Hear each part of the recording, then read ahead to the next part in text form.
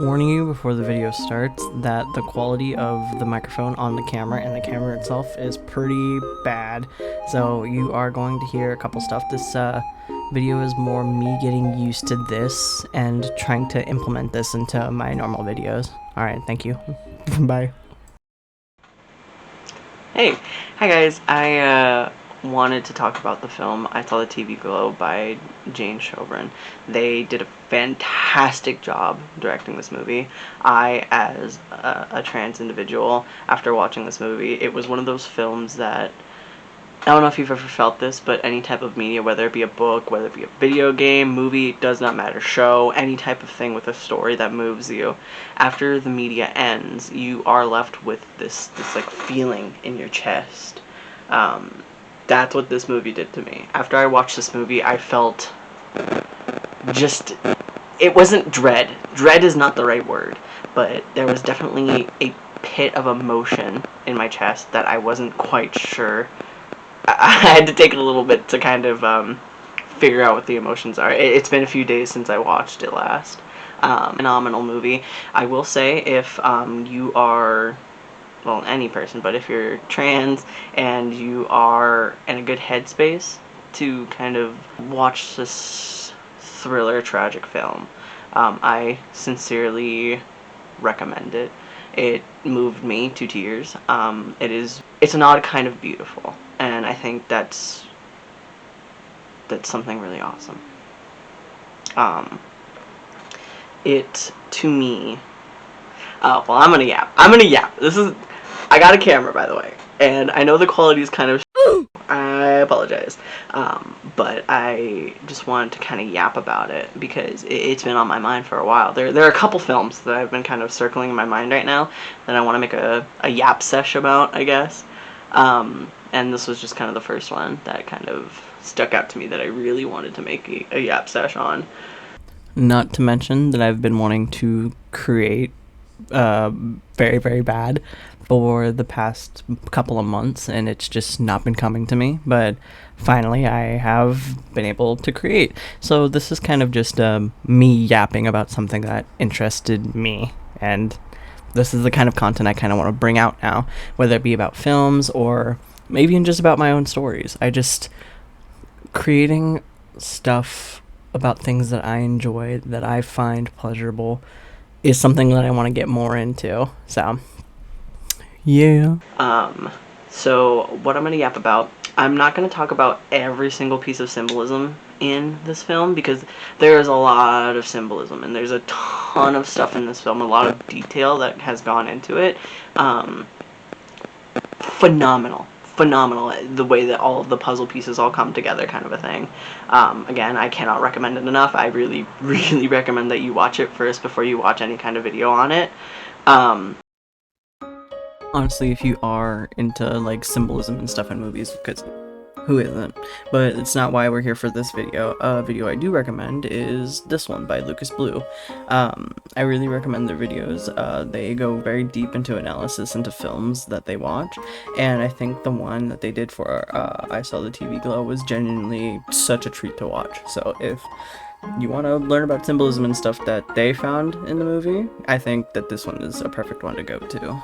But I more so wanted to talk about this film and why it affected me personally. That pit in my chest, man.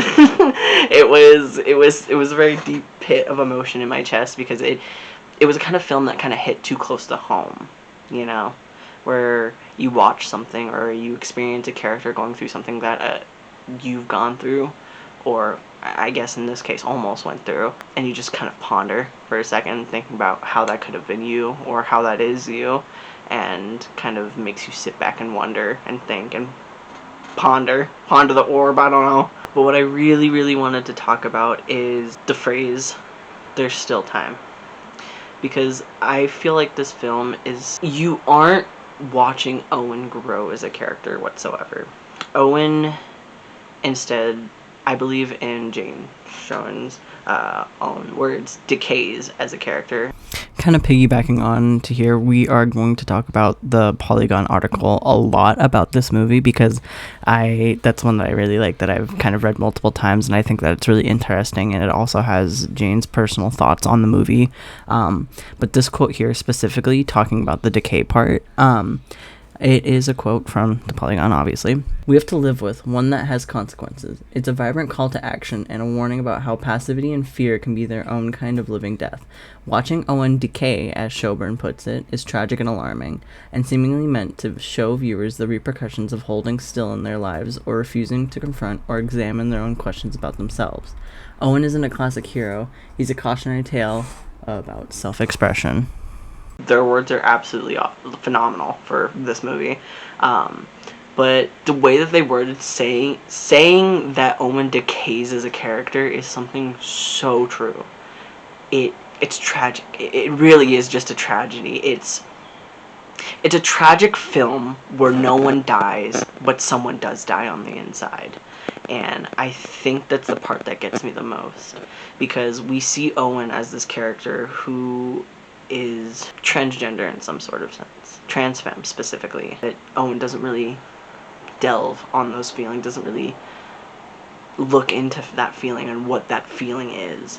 And even when urged by Maddie to think about when Maddie comes back, all the things, Owen does not go forward with it because it coming out is a very vulnerable thing. It's a scary thing. It's one of the most terrifying things you can do, to kind of fully understand and try to accept yourself for something that you didn't know was possible. The way that Owen moves, man, it's crazy. Just watching Owen go through this crisis of watching the Pink Opaque and going through and growing up and knowing something is wrong. There's just something not right. Even his parents figure it out, they kind of see that he's not acting normally. And then when Maddie comes into the picture again and tries to make Owen remember all of these things, there's just something not right there. And Maddie kind of accepted that. And I think it's really cool to have Maddie as a character alongside Owen, because you see that Owen is decaying as a character, as Jane said.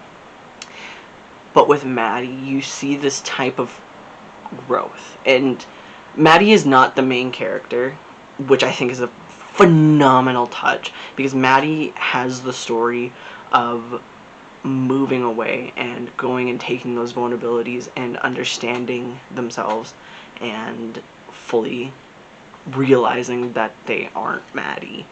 And they have the beautiful monologue, how it feels being buried alive, scraping forever, trying to see what kind of version you are, feeling dead on the inside because it just doesn't feel right, and you don't feel right in your own skin, and you finally come crawling up out of the ground as a new person, and you fully accept that you are this new person and moving forward in life. And I think it's really cool that Maddie continuously tries to get Owen, or I guess in one's case, tries to get Owen to go into the graves with them. And I think that was awesome, because like I said before, you can't urge anyone to come out. It has to be their own choice. Of course, there's the really shitty instance where someone outs someone as trans, but to have someone accept that of themselves, you can't do that. That's a journey that they have to go through. That is a very vulnerable journey that they have to go through themselves.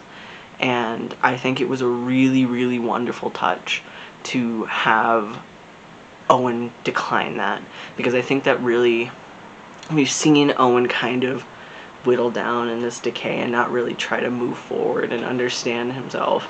But the moment that he tackles Maddie and runs away, I think is really interesting, because there is the motif of there's still time in the little suburbs, but you end up seeing that Owen gets a family. But I think it's really interesting that we never see the family, because that's not the point. The point is that Owen is living a life that he hasn't accepted yet. He hasn't accepted himself for who he is, and his life is very slowly decaying because of that.